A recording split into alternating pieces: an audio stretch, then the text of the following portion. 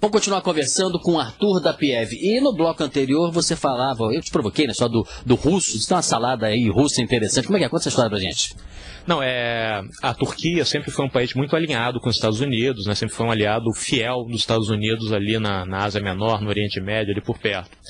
E é tão alinhado que lá não existe no cardápio do restaurante a salada russa, essa que a gente come no Lamas, por exemplo, com beterraba, batata, não sei o quê. É salada americana mesmo, a salada na Turquia. É incrível como é que a Guerra Fria fez até isso, né? O nome Pato trocou.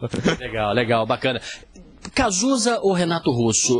Tem gente que faz essa divisão e separação. Não, o grande ícone da juventude, década de 80, ou Renato Russo ou Cazuza. Não sei que em cultura comporta tudo, né? Mas você acha que tem muita diferença criativa como compositores entre os dois?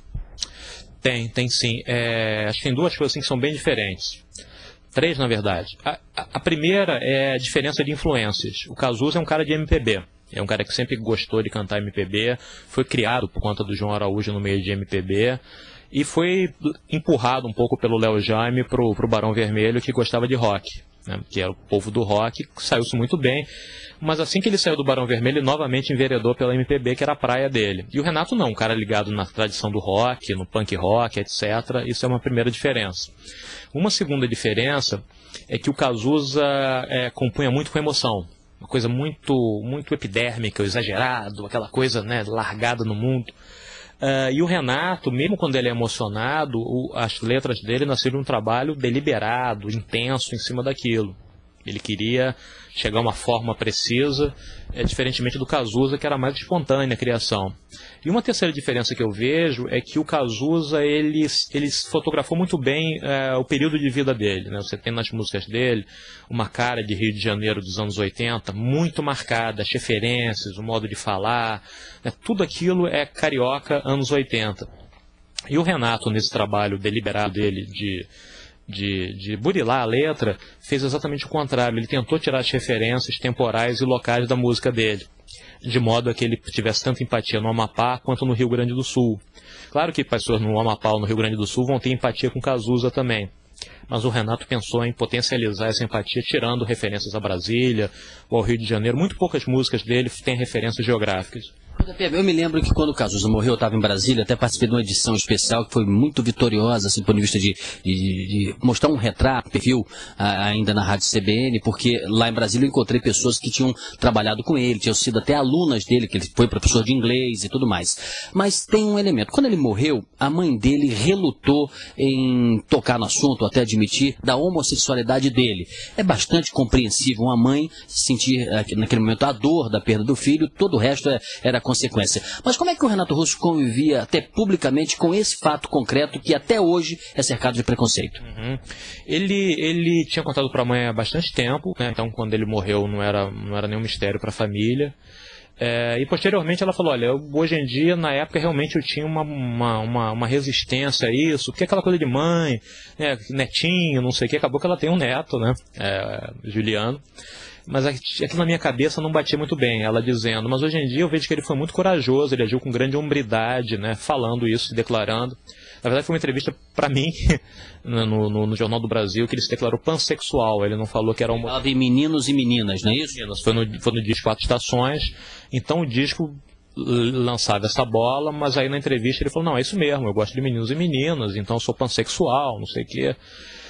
E aí Só um parênteses. Acha você que ele deliberadamente tinha pensado algo assim? Dizer, tá aí, eu vou tocar nesse assunto, ou a circunstância da entrevista que propiciou ele a se abrir desta forma? Não, foi deliberado. Foi deliberado porque era uma série de entrevistas isoladas, né? E ele decidiu falar na entrevista para mim, porque o disco já levantava esse negócio. Então, em vez de deixar falando disso, ele preferiu assumir logo. E como a gente já tinha estabelecido uma relação de confiança profissional, ele tinha a impressão de que falaria isso comigo e não seria explorado sensacionalisticamente. E assim foi, e continuamos nos dando bem até o final da vida dele, de alguma forma. Deliberado, porque ele falou assim, eu não posso mais fingir que não sou o que eu sou, eu tenho que ser honesto com meus fãs. Então eu tenho que assumir isso.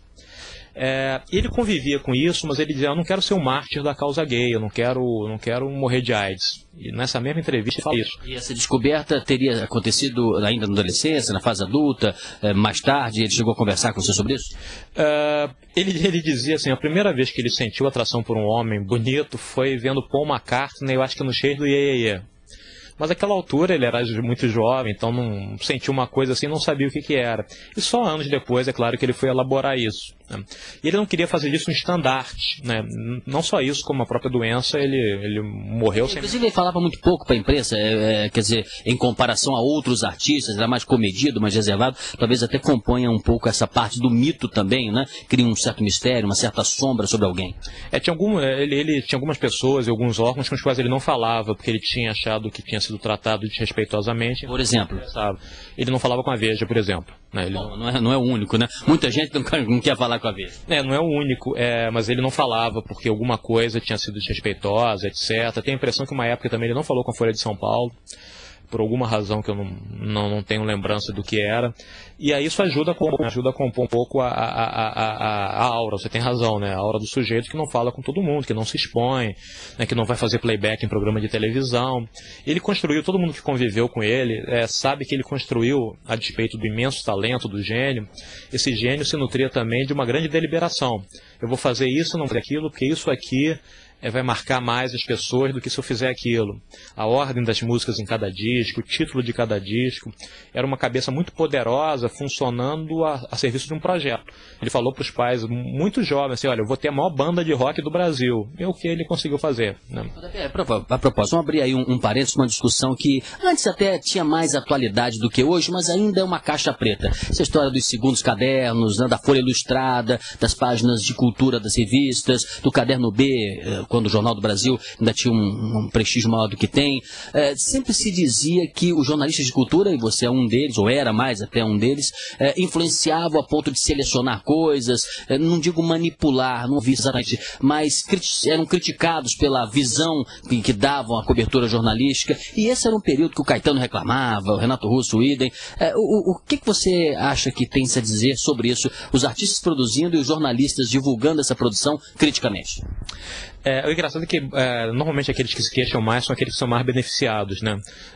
O povo do cinema brasileiro, por exemplo, gosta muito de falar, não, porque a imprensa nunca prestou atenção no cinema. Se você for medir espaço, o cinema brasileiro sempre teve mais espaço na imprensa brasileira do que o cinema estrangeiro. Em um certo tempo até mais lido texto, né? Sim, mais, tinha um prestígio crítico muito forte, né? Ele não tem eu não vejo esse poder num país tão pouco letrado quanto o Brasil, de realmente a imprensa fazer diferença, a opinião da imprensa fazer tanta diferença assim, não. Os Estados Unidos, na Europa, faz muita diferença, né? O nosso trabalho em segundos cadernos de cultura, é indicativo, né?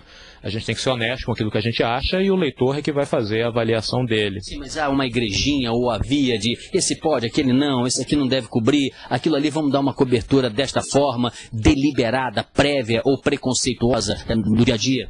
Olha, como regra não, mas em alguns casos, alguns editores ou repórteres certamente se deixaram contaminar por preferências pessoais e dar destaque a mais a uma pessoa ou menos a outra. Mas infelizmente, eu sou jornalista, posso dar testemunho, isso acontece em outras áreas também, infelizmente. Sim, a política, economia, esporte, então é muito isso, né? Não é um apanágio, né? Não é um privilégio, uma característica do jornalismo cultural. Acontece isso sim, né? Agora, não como um movimento de bloco, não como teoria conspiratória, deliberada, eles estão fazendo isso para derrubar a carreira de fulano, isso nunca aconteceu, pelo contrário, né? Muitas carreiras aconteceram muito mais na imprensa do que propriamente no exercício artístico. Legal. Estou conversando aqui com o Arthur da PF. Nós vamos já no terceiro bloco falar dos outros livros da PF também, falar de cultura de uma ordem mais geral. E aí vamos ver como é que ele se sente também, né? Quando os outros críticos, os outros jornalistas leem os livros dele, o que as pessoas dizem sobre o trabalho que ele produz, porque isso é bacana também para a gente experimentar posições diferentes. Você está acompanhando mais uma entrevista no site SRZD.